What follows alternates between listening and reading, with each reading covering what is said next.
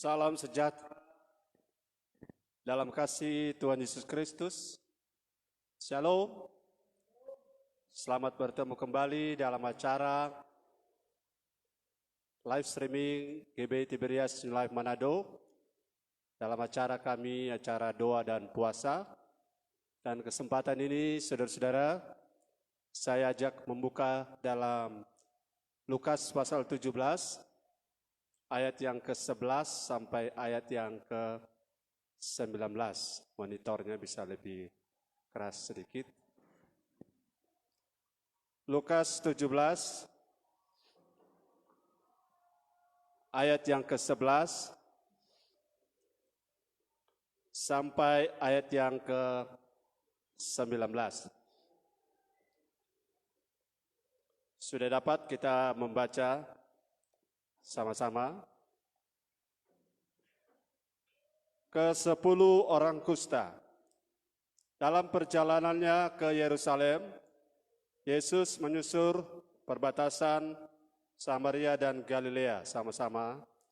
Ketika ia memasuki suatu desa, datanglah 10 orang kusta menemui dia. Mereka tinggal berdiri agak jauh dan berteriak, "Yesus, Guru, kasihanilah kami." Lalu ia memandang mereka dan berkata, "Pergilah, perlihatkanlah dirimu kepada imam-imam." Dan sementara mereka di tengah jalan, mereka menjadi tahir. Seorang dari mereka ketika melihat bahwa ia telah sembuh, kembali sambil memuliakan Allah dengan suara nyaring. Lalu tersungkur di depan kaki Yesus dan mengucap syukur kepadanya. Orang itu adalah seorang Samaria. Lalu Yesus berkata, "Bukankah ke-10 orang tadi semuanya telah menjadi tahir? Di manakah yang 9 orang itu? Tidak adakah di antara mereka yang kembali untuk memuliakan Allah selain daripada orang asing ini?" Lalu ia berkata kepada orang itu, "Berdirilah dan pergilah, imanmu telah menyelamatkan engkau." Haleluya. Saya ingin saudara berbagi dari firman yang sangat saudara-saudara dekat di telinga kita, yaitu cerita tentang ke-10 orang kusta yang disembuhkan oleh Tuhan Yesus, atau ke-10 penderita bala saraat dalam terjemahan lama.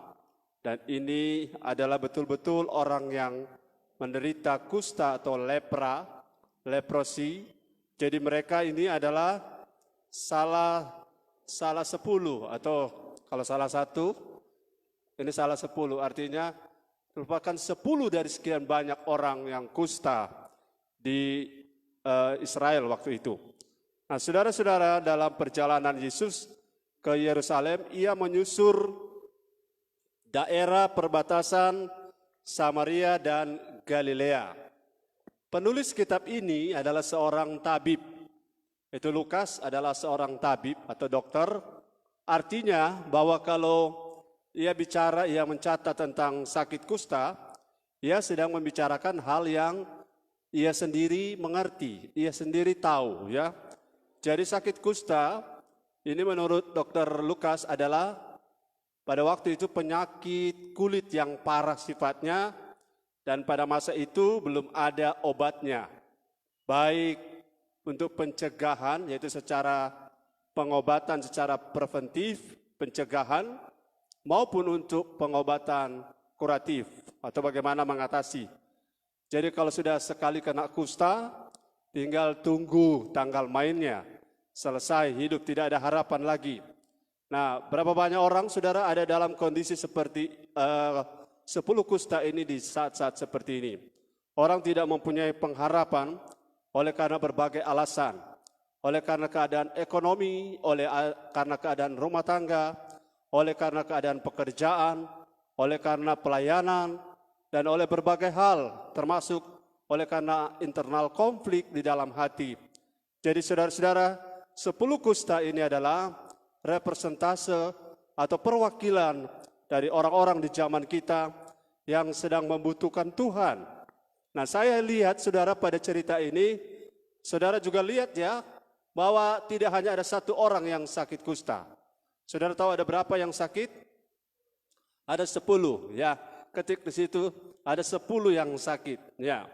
Ada 10 yang sakit. Kemudian berapa banyak yang sembuh?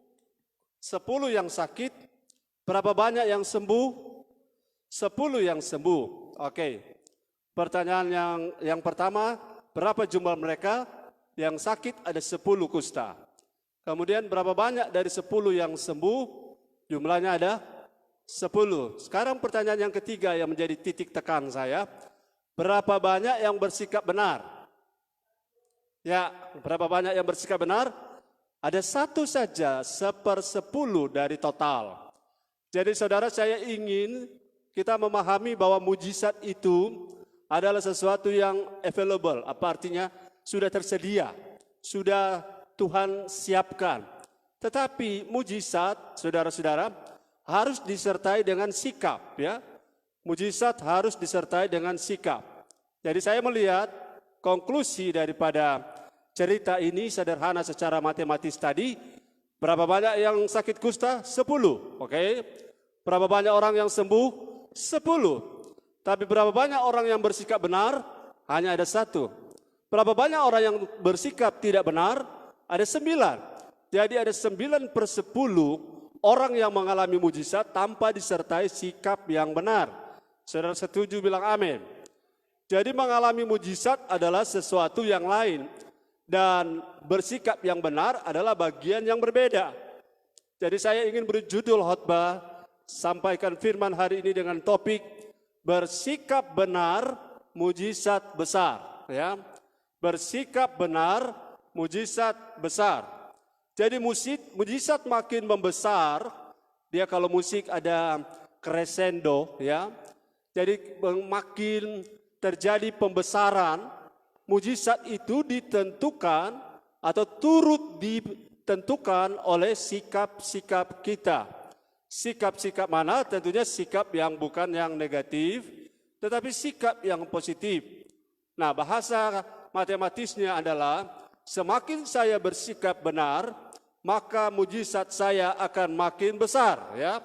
Ulangi, semakin saya bersikap benar, maka mujizat saya semakin besar. Sudah boleh ketik di situ, semakin saya bersikap benar, mujizat semakin besar. Ya, besar ini dari segi kuantiti dan quality. Jadi saudara, ada hubungan langsung, saudara-saudara, antara hubungan korelatif langsung antara sikap benar dan mujizat besar secara kuantitatif dan secara kualitatif. Yang paham bilang amin, ya. Kalau yang belum bisa ikuti saja pelan-pelan, ya. Jadi kalau saudara pengen mengalami mujizat, maka hal yang harus kita cermini atau harus kita koreksi atau kita lihat kembali adalah faktor sikap hati kita. Bapak Ibu yang diberkati oleh Tuhan, kita sependapat bahwa Allah kita tidak pilih kasih, amin. Allah kita tidak pandang bulu, katakan amin.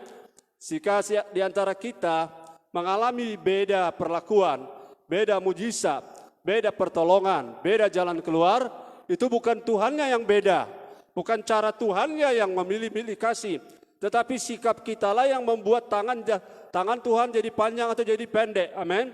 Tangan Tuhan jadi pendek, jadi panjang, dalam pengertian terulur atau tertahan, itu berbanding lurus dengan sikap-sikap kita. Jadi kenyataannya saudara, saya bilang tadi bahwa 10 kusta ini hanyalah 10 dari sekian banyak orang yang kusta pada zaman Yesus. Pertanyaan saya, saudara jawab secara logika, ya. Sekian banyak orang kusta, kalau kita asumsi ada 1000 orang di zaman Yesus. Apakah 1000 orang di zaman Yesus sembuh semua kustanya? Jawabannya tidak. Yang pertama, faktor mereka tidak bertemu Tuhan. Yang kedua, mereka mungkin bertemu Tuhan tapi tidak beriman. Yang ketiga, mereka sudah bertemu Tuhan tapi mereka mengalami atau terkendala dari segi sikap mereka. Jadi saudara-saudara jangan salah paham, kalau engkau sembuh itu berhubungan dengan anugerah Tuhan, tetapi berhubungan juga dengan cara hidupmu, cara memperlakukan Tuhan. Seperti apa itu yang akan membuat engkau berbeda dengan orang-orang yang lain. Haleluya. Haleluya. Jadi semakin akurat hidup saya, semakin saya bisa berharap banyak pada Tuhan.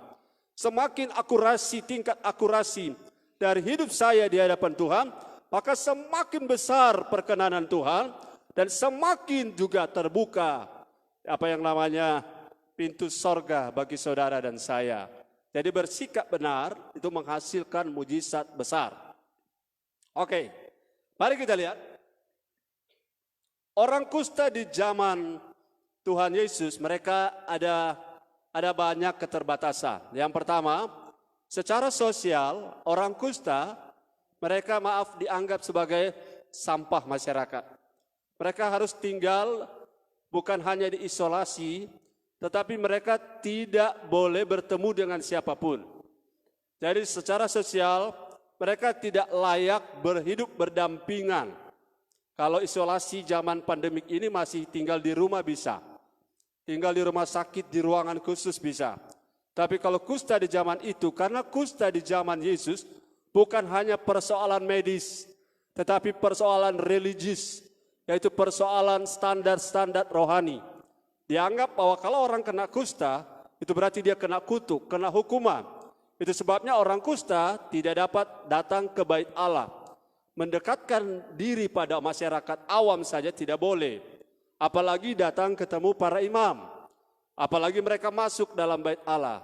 Ingat Raja Usia di Perjanjian Lama, ketika dia kena kusta di dahinya, dari dalam bait Allah, dia langsung dievakuasi, langsung dikeluarkan di 2 Tawarik 26, saya baca kemarin. Ya. Jadi saudara-saudara, secara sosial, mereka sudah tinggal di lokasi tertentu. Kemudian secara agama mereka tidak dapat beribadah selayaknya manusia normal. Bahkan secara rumah tangga, keluarga, mereka dianggap sama seperti anak yang sudah gugur sejak kandungan. Jadi mereka walaupun masih hidup, dianggap tidak pernah ada lagi. Jadi saudara, betapa terpuruknya keadaan seperti ini. Tetapi bagi Tuhan Yesus tak ada yang mustahil. Betapa terpuruknya keadaanmu, saudara, masih ada waktu, masih ada kesempatan. Sekarang yang harus kita perbaiki adalah sikap-sikap, harus jadi sikap yang benar dalam rangka kita dapat menggapai mujizat yang sudah tersedia tadi. Pertolongan selalu tersedia, karena Allah kita selalu memiliki dua hal. Yang selalu ada pada Allah adalah Allah selalu mampu, katakan amin. Allah selalu mampu menyembuhkan, katakan amin. Allah selalu mampu memberkati. Allah selalu mampu buka jalan. Kemudian yang kedua yang sangat menggembirakan adalah Allah selalu mau. Ya, Allah selalu mau. Kalau Allah mampu tapi kalau dia tidak mau, maka tidak bisa apa-apa kita. Kalau Allah yang mampu itu kemudian dia selalu mau, maka ini adalah harapan kita. Allah yang mau, banyak kali saudara, saya dan saudara mau. Saya mau maju, saya mau diberkati, tapi saudara saya mau sukses, tapi belum tentu saya mampu. Nah itu persoalan lain lagi ya. Jadi kalau pada pihak Allah jangan khawatir, Allah selalu mampu dan Allah selalu mau, amin. Haleluya. Ayo bergairah, Allah kita bukan Allah yang nanti lia ya, atau mudah-mudahan. Allah kita selalu mampu, selalu mau. Ada orang mampu tapi tidak selalu mau, itu beda lagi. Ada orang mau tapi tidak selalu mampu, tapi combine keduanya, Allah selalu mampu dan Allah selalu mau menyembuhkan, memulihkan, memberkati. Nah sekarang faktor kita, mari kita lihat saudara-saudara, dari kisah 10 kusta ini, 10 kusta yang tertolong ini, kita dapat mengambil pelajaran berharga soal sikap dalam rangka mendapatkan mujizat yang kuantitatif dan kualitatif. Mujizat yang multiply, yang berlipat-lipat, dan mujizat yang kualitatif, yang berkualitas. Kalau saudara dapatkan berkat hari ini keuangan, itu mujizat. Itu mujizat. Tetapi kalau saudara dapatkan, saudara-saudara, pertumbuhan rohani, itu mujizat yang kualitatif. Haleluya. Mujizat yang kualitatif seperti ini. Mari kita lihat. Ada pelajaran-pelajaran berharga bernilai yang kita dapati dari cerita 10 kusta ini saya bagikan minimal 3, semoga saya bisa selesai. Yang pertama, yang membuat 10 kusta ini disembuhkan adalah, mari kita baca ayat yang ke-12. Ketika Yesus memasuki suatu desa, datanglah, perhatikan kata, datanglah 10 orang kusta menemui dia dan mereka tinggal berdiri agak jauh. Haleluya. Saya percaya saudara paham bahwa Allah kita memiliki 2 sisi. Allah kita Maha Kasih, katakan amin. Allah kita Maha Kasih, tetapi jangan lupa bahwa Allah kita adalah Allah yang Maha Kudus. Allah yang Maha Kasih dan Allah yang Maha Kudus itu bertemunya begini. Dia mau menolong orang-orang kusta, itu kasih. Tapi orang kusta tidak boleh sembarangan bertemu Yesus, itulah kekudusan. Saudara tangkap ini ya, bisa tangkap bahwa mereka yang saya tangkap, ya pelajaran pertama, bagaimana bersikap ketika mereka sedang mencari kesembuhan. Yang saya dapati adalah yang pertama, pelajaran berharga, yaitu bagaimana mereka bersikap ketika sedang berhadap-hadapan dengan Tuhan. Bagaimana cara mereka bersikap sedang berhadap-hadapan dengan Tuhan? Ini menjadi faktor sikap pertama yang telah membuat pintu mujizat terbuka. Kenapa? Saudara-saudara, Allah kita adalah Allah yang Maha Kasih. Tapi jangan lupa bahwa Allah kita adalah Allah yang Maha Kudus. Kekudusan Allah dan kemahakasihannya Allah tidak pernah saling memakan satu dengan yang lain. Tidak saling membantah atau tidak saling berkelahi dalam tanda petik. Jadi Allah yang Maha Kasih, Dia mengasihi semua orang. Tetapi di sisi lain Allah yang Maha Kudus, saya lihat ini nyata pada sikap orang kusta ini. Mereka datang, 10 orang kusta itu pertama mereka datang. Mereka datang. Kedua, mereka menemui Yesus. Yang ketiga, mereka ini pasang jarak. Mereka tinggal berdiri agak jauh. Bahasa Inggris bilang, they stood at a distance. Jadi mereka sengaja menciptakan jarak antara mereka dan Yesus. Artinya bahwa walaupun Yesus Maha Kasih, tapi orang kusta ini kenal diri. Saya salut pada orang-orang kusta. Saudara, walaupun kita butuh Tuhan, walaupun kita butuh pertolongan, walaupun kita butuh mujizat, kita jangan pernah lupa bahwa Allah juga butuh sesuatu dari kita. Bukan Allah kekurangan sesuatu. Allah tidak pernah bertambah dan berkurang dalam esensi, dalam nilai kualitasnya. Tetapi apa yang saya ingin bagikan, apa yang Allah butuh dari sikap kita. Yang pertama, saudara-saudara, bagaimana sikap kita ketika kita berhadap-hadapan dengan Tuhan. Saya yakin saudara paham ya. Kalau saudara bertemu dengan seorang gubernur, adalah wajar kalau saudara bersikap sopan, betul? Adalah wajar kalau saudara bersikap hormat. Itu merupakan aturan alamiah. Apalagi kita bertemu dengan Tuhan Yesus. Kita bertemu dengan hadirat Tuhan. Saudara jangan salah paham, Tuhan tidak gila hormat. Tapi Tuhan layak dihormati. Dia layak dihargai. Layak mendapatkan spesial honor. Penghormatan khusus kita berikan kepadanya ya. Saya percaya saudara-saudara bisa menangkap apa yang saya bagikan. Berapa banyak orang mungkin pertama kali Tuhan tolong.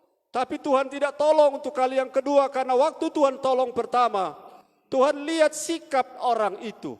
Tuhan lihat sikap hati orang yang ia tolong. Bukankah semua orang yang pernah mengalami Yesus, tidak semuanya percaya pada Yesus? Saudara setuju dengan saya? Tidak semua orang yang mengalami mujizat Yesus 100% percaya juga kepada Yesus. Kenapa?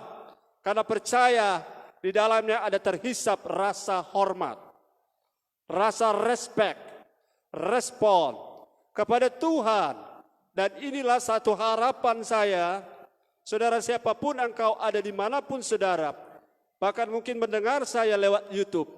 Saudara-saudara, Allah tidak pilih kasih, Allah tidak pandang bulu, tetapi sikap yang saya dapati dari 10 orang kusta ini, mereka benar-benar paham, mereka benar-benar tahu mereka sedang bertemu dengan siapa. Jadi mereka tahu dan mereka kenal siapa Yesus. Saudara yang pengen mengalami mujizat, berapa banyak yang rindu mengalami mujizat? Katakan amin. Berapa banyak yang pengen diberkati? Katakan amin. Berapa banyak orang yang pengen mengalami kesembuhan? Katakan haleluya. Nah, adakah saudara-saudara sikap yang seperti yang saya sudah bagikan? Adakah kita sendiri mengenal diri kita? Saya kenal diri saya, seberapa layak saya di hadapan Tuhan.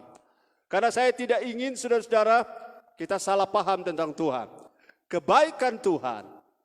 Saya pernah mencatat dalam sebuah statement, kemurahan Tuhan. Allah itu murah hati, tetapi Allah itu tidak murahan. Amin. Allah itu murah hati, tetapi Allah itu tidak murahan. Coba saudara ketik di situ. Allah itu murah hati, tapi Allah tidak murahan. Saya ingin saudara keseimbangan antara memahami Allah yang murah hati, itu kita tempatkan secara tepat, secara proporsional. Sekali lagi Allah kita murah hati, tetapi Allah kita bukan Allah yang murahan. Jadi kalau kita pengen mendapatkan special attention, special grace, special blessing, kalau general blessing, namanya sinar matahari, oksigen, hujan panas itu, semua orang tanpa sikap yang benar dapat menerimanya, dapat menikmatinya. Tetapi special grace, special attention, perhatian khusus, spesial ya, glory, maka saya percaya di sana diperlukan sikap yang benar, sikap yang sesuai dengan kehendak Allah. Ini yang dilakukan oleh 10 kusta tadi. Saudara-saudara luar biasa, terkadang ya, ada saja orang karena semakin dekat, semakin akrab dengan Tuhan, mereka melupakan unsur hormat ini. Ini namanya kode hormat ya. Halo anak-anak yang hormat orang tua, pasti mereka mendapatkan berkat spesial dari orang tua. Anak-anak yang respect, respon, yang reverence kepada orang tua. Saudara-saudara jemaat yang menghormati orang tua rohani, kita yang menghormati Tuhan, pasti berkatnya beda. Setuju bilang amin. Kita punya berkat itu berbanding lurus dengan sikap kita pada Tuhan. Saya bilang tadi di awal, tidak semua orang kusta di tanah Israel pada saat itu disembuhkan oleh Tuhan. Karena sejak Yesus lahir sampai Yesus naik ke sorga, itu ada ribuan orang kusta di tanah Palestina. Tetapi tidak semua dari mereka yang sakit itu menerima pemulihan kesembuhan. Tetapi seberapa banyak yang bersikap benar, salah satu kelompok kecil ini, 10 kusta ini, mereka datang dengan sikap hormat. They stay. Saat tadi saya bilang, they stood at a distance. Jadi ada jarak yang mereka ciptakan, bukan karena Tuhan Yesus tidak bisa didekati, Tuhan Yesus tidak mau didekati, tetapi Tuhan Yesus dalam konteks dan kacamata 10 kusta ini, Ia adalah Tuhan, Guru, Yesus Guru. Mereka tahu Dia adalah Mesias, kasihanilah kami. Nah mereka datang dengan sikap seperti ini. Saya percaya ini adalah starting point, langkah awal.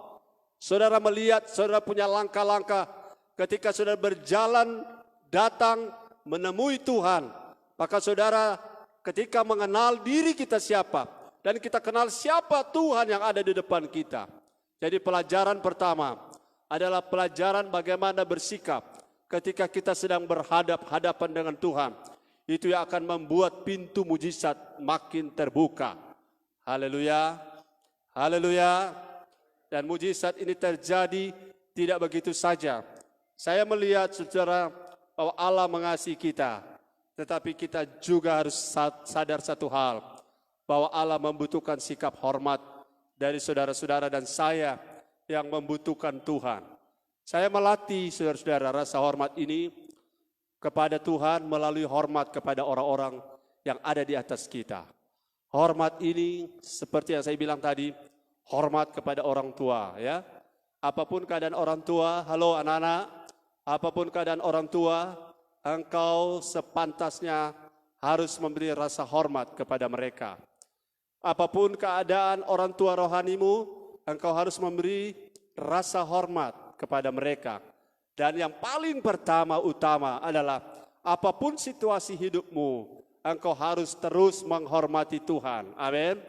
Dalam rangka setiap kali saudara bermohon untuk masalahmu, untuk problema hidupmu, kesulitan hidupmu, engkau tidak terkendala karena engkau telah membangun sikap yang benar. Malah, Pak Pendeta, apakah hanya sikap seperti itu dalam hal menghormati Tuhan saja yang ada pada 10 kusta ini? Saya punya sikap yang kedua. Mari kita lihat pada ayatnya yang ke-14. Coba ada yang bisa bacakan untuk saya. Ayat 14 dari Lukas 17. Haleluya. Lukas 17 ayat 14. Menakan.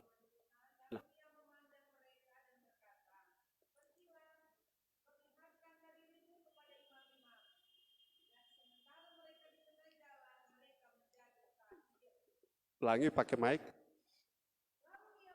Mereka dan berkata, pergilah, perlihatkanlah dirimu kepada imam-imam, dan sementara mereka di tengah jalan, mereka menjadi tahir. Ayat 15. Seorang dari mereka ketika melihat bahwa ia telah sembuh, kembali sambil memuliakan Allah dengan suara nyaring. Terima kasih. Ayat 14 dan 15 ini adalah tahap atau langkah kedua dalam rangka kita bersikap benar dan mengalami mujizat besar. Pelajaran yang kedua adalah pelajaran bagaimana seharusnya kita bersikap terhadap perintah-perintah Tuhan. Jadi yang pertama pelajaran bagaimana bersikap ketika kita sedang berhadap-hadapan dengan Tuhan. Ketika kita bertemu Tuhan bagaimana sikap? Itu akan menentukan mujizat terjadi dan makin besar akan kita alami mujizatnya. Yang kedua adalah pelajaran bagaimana seharusnya kita bersikap terhadap perintah-perintah Tuhan. Saudara, rasa hormat itu penting dan saya percaya rasa hormat itu kita sudah selesai di bagian itu. Saya harap jemaat sudah selesai di bagian itu. Tidak lagi diajar-ajar soal rasa hormat. Tidak lagi saudara-saudara diulang-ulangi soal menghormati Tuhan, menghormati pemimpin rohani, menghormati orang tua karena ini harga mati ya. Harga mati, hormat orang tua umur panjang, betul ya? Hormat orang tua umur panjang, apalagi menghormati Tuhan. Itu sudah saya anggap itu sudah lewat ya. Kita sudah melewati namanya pelajaran dasar. Kalau di mata kuliah ekonomi ini pengantar ekonomi. Sebelum saudara masuk pelajaran intinya, saudara harus belajar dulu pengantarnya. Kalau sudah tuntas, maka saudara next level. Sekarang next level. Saya berasumsi, saya berpendapat bahwa kita sudah selesai dalam hal menghormati Tuhan. Karena kita tidak boleh salah di situ. Amin. Kita tidak boleh keliru di situ. Saya akan membimbing tentunya pertama diri saya dan saya punya saudara-saudara dalam gereja lokal. Saya ingin bersama-sama kita mempertahankan kata kode hormat ini. Katakan kode hormat. Hormat itu ada kodenya, ada kode. Kelihatan, ini kodenya tidak hormat ini. Oh ini kodenya, oh ini hormat. Oke, saya masuk pada level kedua. Pada poin yang kedua itu pelajaran bagaimana bersikap ketika kita mendapat perintah-perintah Tuhan. Ini adalah poin yang lebih tinggi lagi. Menghormati Tuhan adalah satu bagian yang baik. Tapi untuk mendapatkan mujizat yang kualitasnya, kuantiti dan kuantitasnya, ya terutama kualitinya lebih besar lagi, maka ayat ini saudara-saudara, saya sebelum lanjut, catat ini saya ingat, jangan sampai saya lupa. Jangan sampai saya lupa, saudara-saudara. Mujizat-mujizat terjadi melalui ketaatan-ketaatan. Mujizat-mujizat terjadi melalui ketaatan-ketaatan. Jadi tanpa ketaatan tak ada mujizat, itu kesimpulannya ya. Saudara catat di situ, ketik di situ. Mujizat-mujizat dimulai dari ketaatan-ketaatan. Atau poin yang persamaannya adalah tanpa ketaatan tak ada mujizat. Haleluya. Tanpa ketaatan tak ada mujizat. Jadi pertanyaan saya evaluasi diri saya sendiri. Kalau saya tidak mengalami mujizat, saya tidak mengalami pertolongan Tuhan, maka jawabannya sederhana. Berarti saya ini kurang taat, ya. Saya ini kurang obey, ya. Obedience artinya sebuah ketaatan. Dan ketaatan itu ada sesuatu yang sifatnya praktis, yang sifatnya nampak, bisa diukur ya. Orang taat bisa dilihat dari tindakannya. Nah, pada ayat 14 dan ayat 15, mereka diminta oleh Yesus untuk pergi perlihatkan dirimu kepada, perlihatkan dirimu kepada, ada ikut saudara-saudara? Perlihatkanlah dirimu, perlihatkan diri kalian kepada imam-imam. Penjelasan saya di awal bahwa orang kusta yang sudah stadium 4 ini, karena ini sudah jarinya putus-putus, dagingnya meleleh. Nah, mereka ini ketemu dengan orang awam saja tidak boleh. Tapi ini perintah ketemu dengan imam-imam. Perlihatkanlah dirimu perlihatkan dirimu kepada imam-imam. Kepada orang awam secara sosial saja, ketemu di jalan raya tidak boleh. Orang kusta seperti ini berpakaian khusus, ada tanda khusus, ada suara khusus.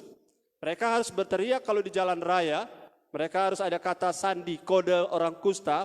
Mereka harus ngomong najis, najis, najis. Maka orang yang berpapasan dengan mereka akan mengambil arah yang lain atau tidak berpapasan dengan mereka, mereka akan berbalik arah atau bagaimana. Jadi ada kode suara, najis, najis. Orang awam saya tidak boleh, apalagi perintah ayat ini, pergi perlihatkan dirimu kepada imam-imam yang hanya tinggal di bait Allah. Orang Lewi ada di jalan-jalan, tapi imam-imam, apalagi imam besar, hanya ada di bait Allah. Dan bait Allah ada di pusat kota. Mereka ini saudara tahu Yesus bertemu ada di mana? Ada di desa. Jadi antara desa dengan kota Yerusalem, karena imam-imam cuma ada di kota Yerusalem. Perbatasan Samaria ini, kalau saudara lihat di peta, maka perbatasan Samaria dan Yudea, mungkin jarak itu sekitar 30 km.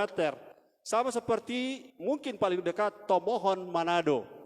Jadi mereka berjalan. Orang kusta tidak sama dengan kita dalam hal berjalan. Mereka harus beringsut-ingsut seperti suster ngesot. Mereka berjalannya sangat lambat, very slowly. Sangat lambat.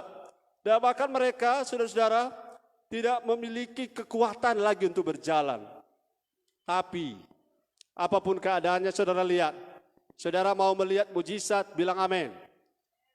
Yang mau melihat mujizat di studio, lambaikan tangan. Haleluya. Oh, thank you. Saudara, sinyal ini, saudara punya kerinduan sama dengan saya. Rindu mengalami, rindu melihat, rindu ada memiliki experience atau pengalaman khusus bersama Tuhan.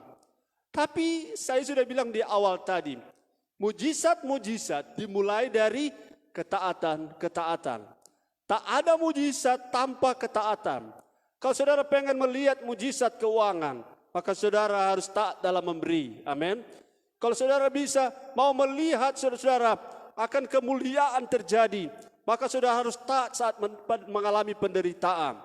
Saya ingin saudara tidak jadi Kristen sembarangan. Kristen isapan jempol, hanya berhayal dan berimajinasi tinggi setinggi bintang di langit. Tetapi eksekusinya yang paling penting. Eksekusinya adalah bagaimana kita bertindak sesuai dengan apa yang Allah kehendaki. Dan Allah pengen kita belajar seperti 10 kusta ini. Mereka disembuhkan. Salah satu poin yang kedua selain ada rasa hormat kepada Tuhan Yesus.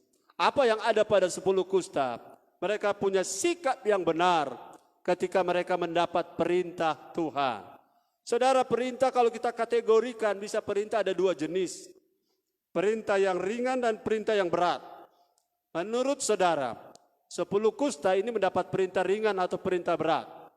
Ayo yang di studio, dapat perintah ringan atau perintah berat?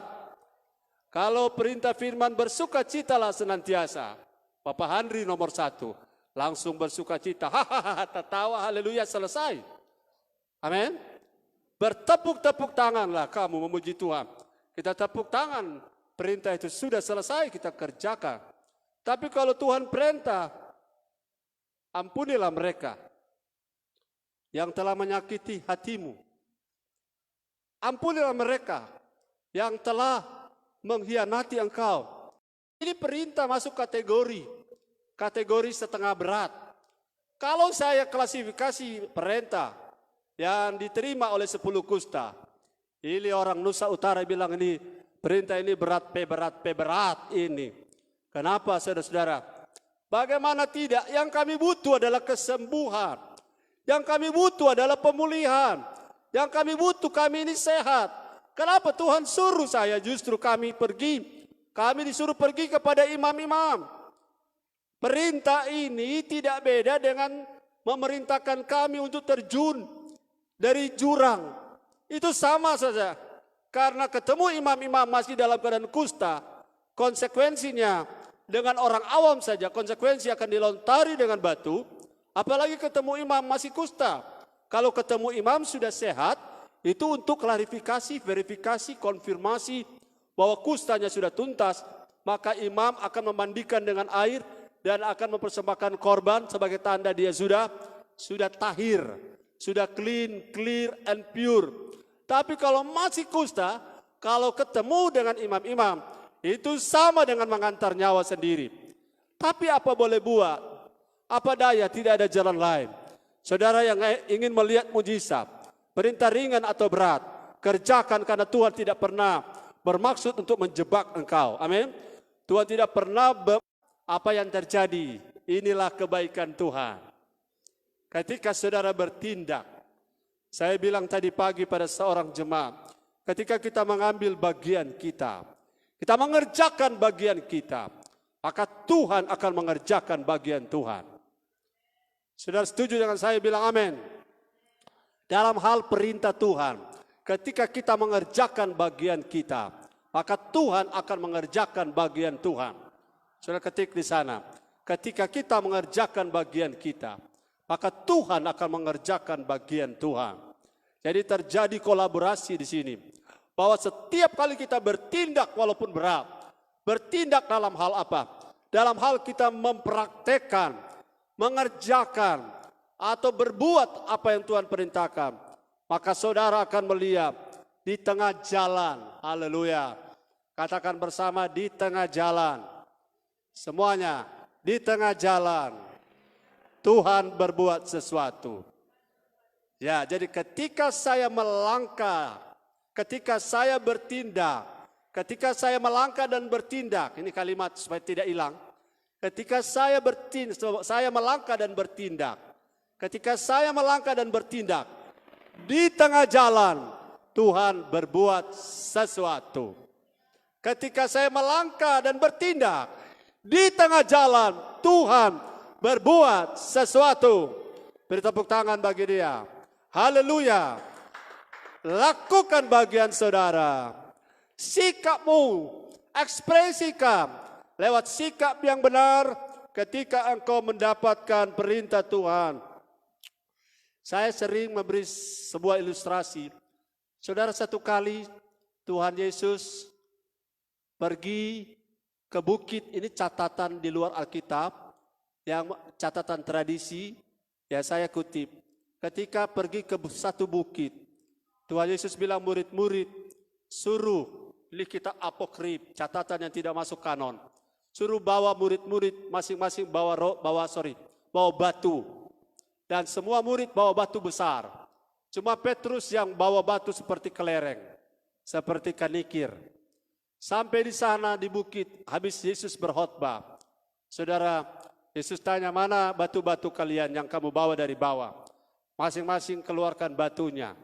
Dan ketika sudah di tangan batu itu, ini cerita saya, diubah jadi roti. Dan saudara bayangkan, Petrus punya batu cuma rupa kanikir. Maka kanikir berubah jadi roti, alangkah kecilnya.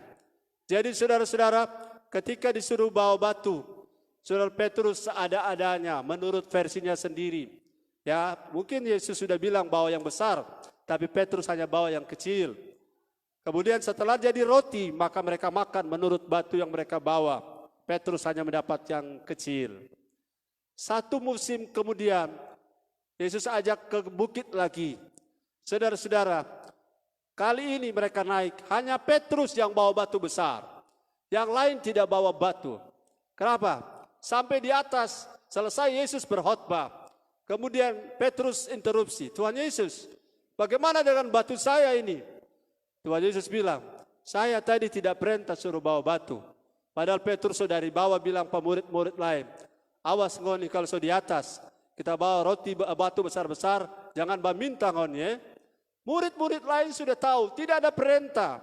Jadi untuk apa bawa batu? Saudara, kadang-kadang diperintah kita tidak buat. Tidak diperintah kita buat. Itulah saudara-saudara kode yang namanya ketaatan. Disuruh A kita bikin B. Disuruh B kita bikin A. Itulah yang menghambat mujizat. Haleluya. Ketaatan yang sejati. Halo, mau ini kata-kata yang muncul-muncul begini. Kalau tidak diingat bisa lupa. Ketaatan yang sejati adalah ketaatan tanpa argumen. Mengerti? Argumen itu apa ya? Adu pendapat ya. Ketaatan sejati adalah ketaatan tanpa adu pendapat. Ketaatan sejati adalah ketaatan tanpa argumen. Kalau seorang prajurit diperintahkan sesuatu, dia tidak pernah bertanya kembali sampai ia selesai, dia datang laporkan hasilnya. Itu prajurit sejati. Jadi ketaatan sejati adalah ketaatan tanpa argumen.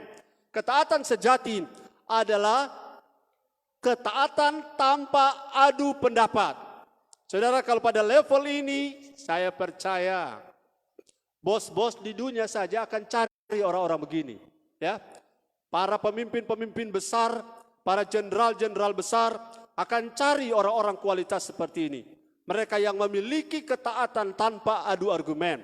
Mereka yang memiliki ketaatan tanpa adu pendapat.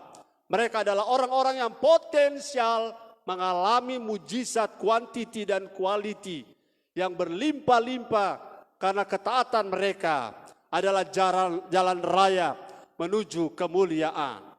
Saudara-saudara yang diberkati, memang taat itu gampang-gampang susah, tapi taat itu kalau Indonesia baca dari depan taat, baca dari belakang juga taat ya. Dan saya percaya 10 kusta ini ketika mereka berjalan, mereka punya bahasa begini. Kalau kita diam di sini kita mati. Kalau kita pergi ke kota, pergi kepada imam-imam, sama juga kita akan mati. Tapi kalau kita diam di sini tidak ada harapan. Kita mati tanpa harapan. Tapi kalau kita bergerak mendengar perintah Yesus, kita pergi kepada para imam-imam, memang kita ada peluang mati. Tetapi peluang untuk mengalami mujizat juga ada di dalamnya. Jadi ada dua opsi. Kita mati di jalan atau kita mengalami mujizat di jalan. Jadi ketaatan memang ada opsi-opsinya. Dalam arti ada posibilitasnya. Tetapi ketaatan kepada Yesus selalu berbuahkan hasil yang namanya mujizat. Amin. Ketaatan kepada manusia bisa ada opsi gagal berhasil. Tapi ketaatan kepada Tuhan selalu opsinya hanya satu. Yaitu keberhasilan, mujizat yang menanti kita. Ayo bergerak, amin. Setiap kali kita dapat perintah Tuhan, yes Tuhan, amin Tuhan, siap ya. Saya selalu mungkin bercanda dengan yang lain-lain. Siap artinya seperti seorang prajurit, kita mau siap atau tidak siap, kita siap. Apalagi yang perintah adalah Tuhan. Dan kita menjadi orang-orang yang layak berharap mujizat terjadi di pribadi kita. di sekolah kita, di kuliah kita, di pekerjaan kita, di rumah tangga, di usaha bisnis kita, bahkan pelayanan. Orang-orang yang taat akan melihat di tengah jalan, ketika saya melangkah dan bertindak, di tengah jalan Tuhan berbuat sesuatu. Haleluya. Saudara, orang-orang yang taat akan dihibur oleh Tuhan. Orang-orang yang taat pada Tuhan akan mendapat ganjaran yang setimpal. Bukan hanya setimpal, ganjaran yang berlipat-lipat kali ganda kemuliaannya. Oke, yang terakhir, saudara-saudara. Sikap yang ada pada 10 kusta yang telah membuat mereka mengalami mujizat besar. Pada bagian pertama, sikap hormat, kode hormat. Yang kedua adalah tanda ketaatan mereka ketika mereka dapat perintah dari Tuhan. Yang terakhir, puji Tuhan kalau kita bisa selesai, ayat 16, bacakan. 16 dan ayat yang ke sampai 19. Bunyi firman Tuhan, lalu tersungkurlah di depan kaki Yesus dan mengucap syukur kepadanya. Orang itu adalah seorang Samaria. Lalu Yesus berkata, bukankah ke-10 orang tadi semuanya telah menjadi tahir? Di manakah yang 9 orang itu? Tidak adakah di antara mereka yang kembali untuk memuliakan Allah selain daripada orang asing ini? Lalu ia berkata kepada orang itu, berdirilah dan pergilah, imanmu telah menyelamatkan engkau. Ya, terima kasih. Saudara, kalau saudara teliti baik-baik, di sini ada 2 mujizat yang terjadi. Pertama, mujizat secara fisik, dan kedua, mujizat secara spiritual. Mujizat secara fisik adalah kesembuhan dari kusta. Tapi mujizat secara spiritual, ayat ini bilang, berdirilah, pergilah, imanmu telah menyelamatkan engkau. Kata selamat ini menunjuk kepada sorga kalau mati. Jadi saudara, apa arti kita sembuh kalau sesudah sembuh kita tidak datang pada Yesus lagi? Apa artinya sesudah kita ditolong tapi kita lupa siapa yang tolong kita? Apa artinya kalau kita mengalami mujizat tetapi bukan Tuhan Yesus yang mendapatkan ucapan terima kasih? Mungkin pendetanya, mungkin KKR-nya, mungkin gerejanya, mungkin sarananya. Saudara disembuhkan dengan sapu tangan. Saudara disembuhkan mungkin satu waktu saya mau KKR, saya mau pakai sarana, pakai masker, disentuh, dipukul pakai masker. Saudara disembuhkan dan saudara lupa yang sembuhkan, maka saudara menyembah masker. Saya percaya saudara, beberapa orang Tuhan sudah tolong pertama kali, tetapi maaf dalam tanda petik Tuhan tidak tolong kedua kali. Karena ada orang yang setelah Tuhan tolong, mereka lupa siapa yang tolong mereka. Ini sikap yang ketiga adalah pelajaran bagaimana kita bersikap sesudah kita menerima pertolongan dari Tuhan. Saudara, saya sering ajar pada jemaat, waktu susah cinta Tuhan luar biasa. Tapi waktu diberkati, apakah masih tetap cinta Tuhan luar biasa? Waktu masih pope bahkan pope manucu, orang menangis-menangis di hadirat Tuhan. Tapi waktu diberkati, saudara, sedangkan rasa rindu pada Tuhan sudah hilang. Ini merupakan fenomena. Mengapa mujizat tidak terjadi berkali-kali? Saya percaya saudara pengen mujizat terjadi secara kuantitas. Artinya berulang-ulang, amin. Kuantiti, berkali-kali, berulang-ulang. Tetapi Tuhan akan melakukan mujizat hanya kepada mereka yang tahu menghormati Dia, amin. Kepada mereka yang tahu mentaati Dia. Dan yang terakhir adalah kepada mereka yang tahu berterima kasih. Dari siapa saya sehat? Oleh karena siapa saya diberkati? Oleh karena siapa saya diterima? Oleh karena siapa saya dipakai Tuhan? Oleh karena siapa saya dapat fasilitas? Oleh karena siapa usaha saya dibuka-buka jalan? Inilah sikap yang perlu, yang membedakan 9 orang dengan 1 orang, 1/10 dari sebuah orang, bahkan 9/10 dari orang yang pernah Tuhan tolong, ternyata tidak kembali kepada Tuhan. Hanya 1/10 dari yang Tuhan pernah tolong. Mereka yang kembali. Saya berharap Jemaat GBI Tiberias New Life Manado dan saudara yang menonton siaran ini, kita jadi orang yang 1/10 itu. Bahwa kita jadi orang yang pernah ditolong Tuhan tapi tidak lupa dengan Tuhan. Kita orang yang diberkati Tuhan dan tidak lupa sumber berkat kita dari mana. Kita yang disembuhkan tidak lupa siapa Yesus yang penyembuh itu. Dan saya percaya kalimat Yesus ini katakan, tidak adakah di antara mereka yang kembali untuk memuliakan Allah selain daripada orang Samaria asing ini. Saudara-saudara, di sini terjadi orang yang terdahulu bisa jadi yang terkemudian. Orang terkemudian bisa jadi terdahulu. Kenapa? Orang Samaria justru ini menunjukkan sikap yang paling puncak. Tahu berterima kasih ketika Tuhan sudah sembuhkan. Kalau saya sembuh, kalau saudara saya dan saya sembuh, mau pakai untuk apa hidup kita? Kita mau pakai lebih sungguh melayani Tuhan, bukan? Kalau kita diberkati, mau diapresiasikan ke siapa apa yang kita miliki? Bukankah untuk kemuliaan Tuhan juga, bukan? Saya percaya sikap ini yang membuat Tuhan menolong kita. Tidak secara quality saja, tetapi secara quantity. Ada berulang-ulang mujizat terjadi. Berulang-ulang berkali-kali mujizat terjadi. Karena dengan berulang-ulang berkali-kali mujizat, kualitinya bertambah, kualitasnya bertambah. Hanya karena satu sikap yang perlu kita bangun adalah poin ketiga. Setelah Tuhan tolong, jangan pernah lupa siapa Tuhan yang menolong kita. Bagaimana cara Pak Gembala? Kembalilah kepadanya. Amin. Kembalilah kepadanya dan tersungkur di kakinya. Lalu memuliakan Allah dengan suara nyaring. Amin. Orang yang pernah diampuni dosanya yang besar akan lebih nyaring suaranya bersyukur. Orang yang diangkat dari lumpur dosa akan lebih nyaring suaranya berterima kasih. Dan itu sikap yang perlu saya dan saudara ada miliki. Halo, yang di studio bilang amin. Paradigma ini, pola berpikir ini tidak boleh hanya lewat di otak kita, tapi dia harus terpatri di dada ini. Di dalam ini, kalau saya dipakai Tuhan, saya bisa melayani Tuhan. Saya bisa memainkan ini, memainkan alat itu. Semua karena Tuhan. Ada orang yang tiba-tiba suaranya hilang. Oleh karena satu dan lain hal. Pita suaranya rusak. Dia tidak bisa lagi bernyanyi. Dan kalau saya bisa bicara, saya bisa bernyanyi, saudara bisa melayani. Sekali lagi saya garis bawahi. Satu sikap yang Tuhan cari dari kita adalah tahu berterima kasih.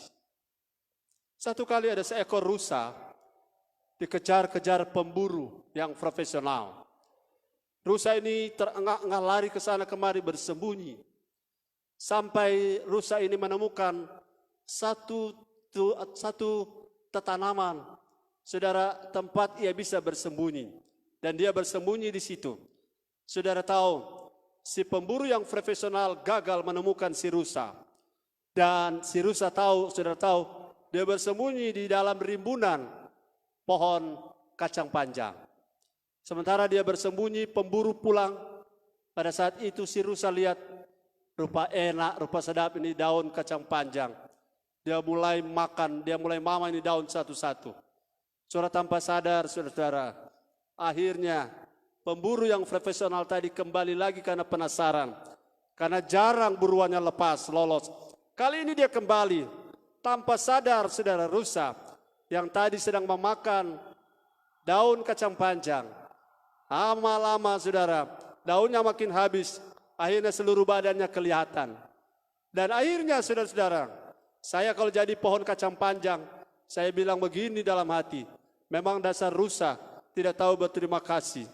Sudah saya lindungi, daun saya masih dimakan lagi sama dia. Dan si pemburu yang profesional tadi kembali.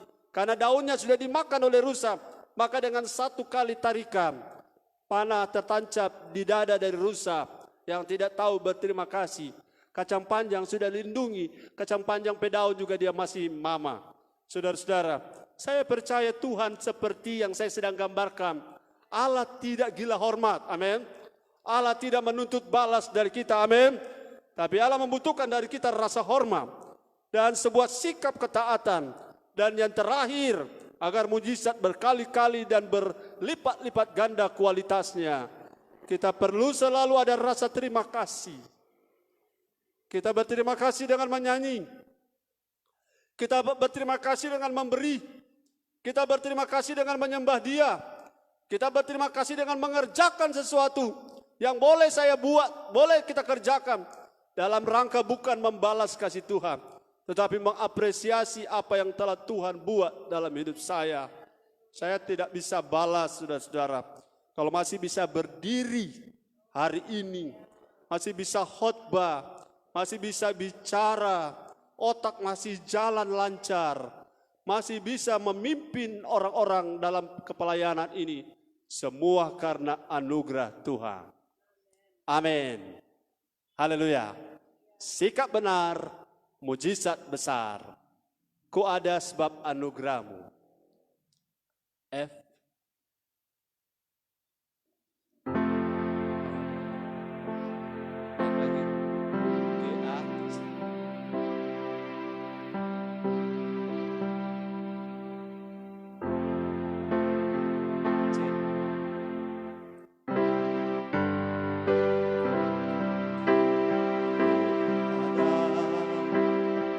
Sebab anugerah ku ada karena kasih Tuhan Yesus. Ku berterima kasih sebab kasih-Mu. Ku ada sebab anugerah. Terima kasih Bapa. Terima kasih untuk firman. Terima kasih untuk pesan-pesan-Mu bagi kami.